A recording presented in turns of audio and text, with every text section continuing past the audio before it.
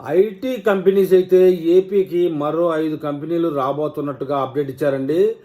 అవి ఏ ప్రాంతంలో వస్తే ఆ ప్రాంతంలో రూపురేఖలు మారిపోతాయని చెప్తున్నారు. ఇప్పుడు దాని విషయంలో మనం పూర్తి సమాచారం తెలుసుకుంటాం. ఆంధ్రప్రదేశ్ రాష్ట్ర ఐటీ రంగంలో మరింత అభివృద్ధి చెందబోతా ఉంది. విశాఖపట్నం నగరంలో మరో 5 ప్రముఖ ఐటీ కంపెనీలు పెట్టుబడులు పెట్టేందుకు అయితే ముందుకు వచ్చాయని చెప్తున్నారు.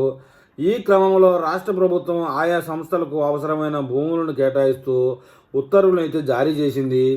ఈ 5 సంస్థలు కలిపి దాదాపుగా 19,223 కోట్ల రూపాయలు ఇన్వెస్ట్మెంట్ చేసేందుకు సిద్ధంగా ఉన్నాయని చెప్తా ఉన్నారు.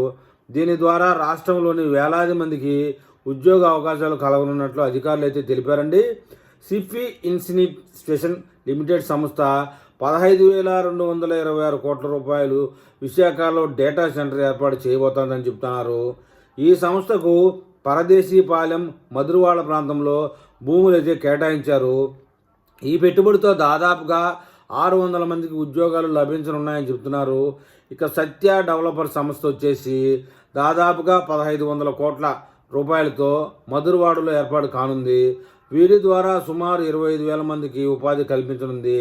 ఇతర సంస్థలు అయినటువంటి ANSR global corporation, Penam people private limited, BVM energy and residency కూడా విశాఖలో అయితే భారీ పెట్టుబడులు పెడతా ఉన్నాయి. వీటి ద్వారా మరొక 27,500 మందికి ఉపాధి లభించే అవకాశం ఉందని, భూముల ధరలు ఆ ఏరియాలో విభిన్నంగా ఉండబోతాయని, విపరీతంగా పెరిగిపోతాయని, కొన్ని చోట్ల ఎకరానికి 50 లక్షల నుంచి 4 కోట్ల వరకు ప్రభుత్వం నిర్ణయించిందని, ఈ నిర్ణయాలు ఎఫ్డిఐ పెంపుకు దోహదపడతాయని విశ్వాసాన్ని ప్రభుత్వం వ్యక్తం చేస్తుందండి. విశాఖపట్నం ప్రాంతం ఐటీ హబ్గా మారేందుకు ఒక కీలక అడుగుగా భావించబడతా ఉంది. కొత్త ఉద్యోగాలతో పాటు నగర అభివృద్ధి, మౌలిక సదుపాయాల మెరుగుదలలో రాష్ట్రానికి దీర్ఘకాలిక లాభాలు అందిస్తబోతా ఉన్నాయని చెప్తున్నారు. ఏదేమన్నా ప్రతి ఐటీ కంపెనీ విశాఖపట్నమే వెళ్తూ ఉంది ఎక్కువ భాగం.